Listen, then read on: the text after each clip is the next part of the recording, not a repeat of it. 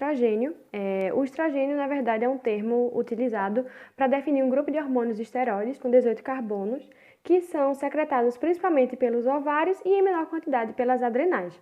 Durante a gravidez vai haver também uma grande quantidade de estrogênio sendo secretada pela placenta. Apenas 3 estrogênios estão presentes em quantidades significativas no plasma da mulher, e eles são o 3-estradiol, a estrona e o estriol. O principal estrogênio secretado pelos ovários é o p-estradiol. Eles também vão secretar pequenas quantidades de estrona, mas a maior parte da estrona ela é formada nos tecidos periféricos de androgênios secretados pelos córtices adrenais e pelas células tecais ovarianas. Já o estriol ele vai ser um estrogênio fraco, e ele é um produto oxidativo que deriva do estradiol e da estrona. E aí essa conversão de estradiol e estrona em estriol ela é realizada principalmente no fígado. A síntese desses hormônios esteroides, ela envolve o encurtamento da cadeia hidrocarbonada do colesterol e a hidroxilação do núcleo esteroide, ou seja, o colesterol é realmente o substrato inicial para essa síntese acontecer. A etapa inicial ela é a reação limitante do processo e ela vai ser catalisada pelo complexo enzimático de clivagem da cadeia lateral do colesterol. E para que essa etapa ocorra, ela necessita de NADPH e de oxigênio molecular. O que vai acontecer nessa etapa é o seguinte, o colesterol ele vai ser convertido em pregnenolona. E essa pregnenolona formada a partir do colesterol, ela é a precursora de todos os hormônios esteroidais. Seguindo esse processo, a pregnenolona ela vai ser oxidada e depois isomerizada, formando a progesterona. Isso vai acontecer sob a ação de uma enzima que é a 3-beta-hidroxiesteroide desidrogenase. Essa progesterona que foi formada sob a ação dessa enzima vai ser modificada por reações de hidroxilação no retículo endoplasmático e na mitocôndria e vai dar origem, então, a outros hormônios esteroides. A enzima 17-alfa-hidroxilase vai agir nesse substrato e vai formar a 17-alfa-hidroxiprogesterona. Novamente, essa enzima entra em ação produzindo androstenediona, que vai sofrer a ação da 17-beta-hidroxiesteroide desidrogenase e vai formar então a testosterona. E aí, finalmente, pela ação de uma enzima chamada aromatase, a testosterona ela vai dar origem ao estradiol, que é o nosso hormônio final que a gente está produzindo aqui. E aí a gente consegue perceber que a maioria dessas enzimas dessa via são enzimas do citocromo P450, que é uma superfamília de proteínas que estão envolvidas em vários processos metabólicos do nosso organismo e que a gente viu em bioquímica, em farmacologia, são enzimas bastante importantes. O hormônio liberador de gonadotropinas, o GnRH, ele é um fator liberador hipotalâmico e ele é quem vai estimular a hipófise anterior a liberar hormônio luteinizante, que conhecemos como LH, e hormônio folículo estimulante, que é o FSH. E aí eu trouxe essa imagem aqui, que Larissa já mostrou também, para a gente entender melhor como ocorre esse processo em relação aos estrogênios. Então, o LH ele vai estimular as células da teca a produzir androgênio. Esse androgênio ele se difunde para as células da granulosa e o FSH, então, age nessas células da granulosa e estimula a conversão de androgênio em estrogênio. Esses hormônios vão agir em receptores acoplados à proteína G, como a gente está vendo pela imagem, pela conversão de ATP em AMP cíclico, que é feita pela adenilato ciclase.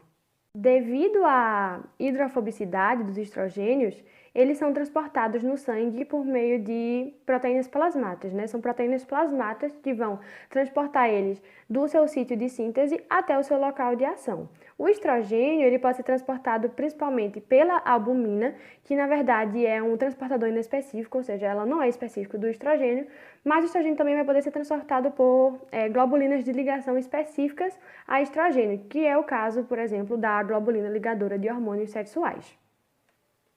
Eu trouxe essa imagem aqui para explicar um pouco do mecanismo de ação dos estrogênios. Como eles são hormônios esteroides, eles vão se difundir através da membrana plasmática das células-alvo e vão se ligar ao seu receptor, que pode ser tanto citosólico quanto nuclear. O estrogênio ele vai se ligar a esse receptor e vai formar o complexo receptor-ligante. Esse complexo vai sofrer dimerização e aí, caso ele seja citosólico, ele vai ser translocado para o núcleo, que é onde ele vai atuar. No núcleo, esse complexo se liga a sequências reguladoras no DNA, que são os elementos de resposta a hormônios, em associação com proteínas coativadoras, que vão ser fundamentais nesse processo. E aí todo esse processo vai levar à transcrição dos genes-alvo. E aí também tem a possibilidade desse complexo se associar não a proteínas coativadoras, mas a proteínas correpressoras, que vai então fazer com que ocorra o contrário. Em vez de ocorrer a transcrição do genes-alvo, vai ocorrer uma inibição da transcrição gênica. Falando agora mais especificamente das ações fisiológicas desses estrogênios no corpo, eles vão promover essencialmente a proliferação e o crescimento de células específicas do corpo, responsáveis principalmente pelo desenvolvimento da maioria das características sexuais secundárias da mulher. Na puberdade, a quantidade de estrogênio secretada vai aumentar muito, cerca de 20 vezes ou mais, e isso vai ser muito importante para o desenvolvimento dos órgãos sexuais femininos. Os ovários, as trompas de falópio, o útero e a vagina vão aumentar de tamanho várias vezes. A genitália externa também aumenta com o acúmulo de gordura no monte pubiano e nos grandes lábios, e vai acontecer também o aumento dos pequenos lábios. Além disso, os estrogênios eles vão alterar o epitélio vaginal de cuboide para estratificado, que é um epitélio mais resistente a traumas e a infecções. Ocorre também alterações no endométrio uterino pela proliferação acentuada do estroma das glândulas endometriais, e isso vai ser importante porque vai ajudar a nutrir o óvulo implantado. Nas trompas de falópio, os estrogênios eles têm efeito sobre o revestimento mucoso e é um efeito semelhante ao que acontece no endométrio uterino.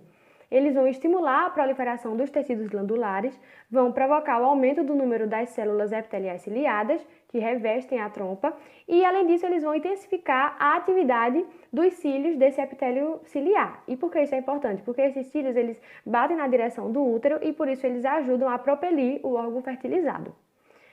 Uma outra função dos estrogênios é provocar o desenvolvimento dos tecidos estromais da mama, o crescimento de um vasto sistema de ductos e o depósito de gordura nas mamas. Além disso, ele também vai auxiliar no desenvolvimento dos lóbulos e alvéolos, e eu digo auxiliar porque, na verdade, a progesterona e a prolactina que são realmente responsáveis por determinar a estrutura e a função final dessas estruturas. Mas os estrogênios eles também auxiliam, eles iniciam esse desenvolvimento. Nos ossos, os estrogênios eles inibem a atividade osteoclástica, estimulando o crescimento ósseo.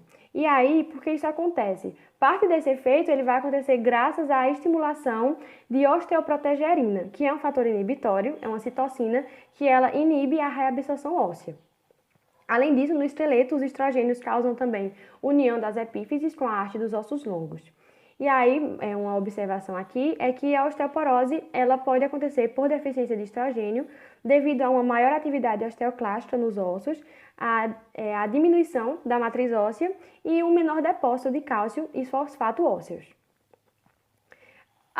Os estrogênios eles também têm efeito sobre as proteínas, eles causam um leve aumento do depósito de proteínas no corpo, e isso é por causa do efeito promotor do crescimento que ele tem sobre os órgãos sexuais, sobre os ossos e sobre alguns tecidos do corpo, como a gente acabou de ver. Os estrogênios também atuam sobre o metabolismo corporal e modificam o depósito de gordura, porque eles causam um ligeiro aumento do metabolismo de todo o corpo e eles aumentam o depósito de gorduras em algumas regiões do corpo, como nas mamas, nos tecidos subcutâneos, nos glúteos e nas coxas. E isso, inclusive, é que vai determinar a aparência feminina, né? Vai caracterizar a aparência feminina.